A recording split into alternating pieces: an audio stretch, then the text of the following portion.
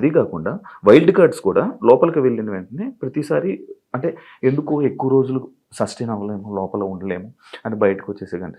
ఆ భయంతో ఎందుకు యాక్సెప్ట్ చేయడం, ఫస్ట్ వెళ్తే బాగుండు కదా అని అనిపించలేదా? అలా ఏం లేదు.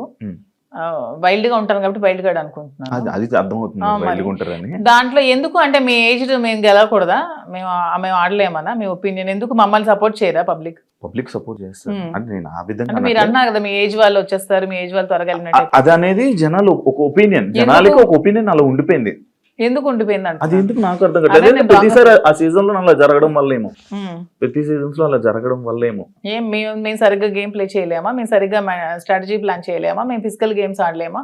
మేము అన్ని 100% పర్ఫెక్ట్ గా ఇచ్చినప్పుడు మమ్మల్ని మేమే ఎందుకు ఎలిమినేట్ అవుతామని అనుకోవాలి.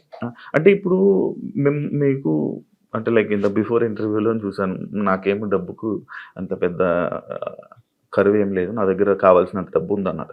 అంటే మీ డబ్బు ఉన్న వాళ్ళు అక్కడ బాత్రూమ్లు కడగమంటే బాత్రూమ్లు, గిన్నెలు కడగమంటే గిన్నెలు, కింద తోడమని తొడగలరా?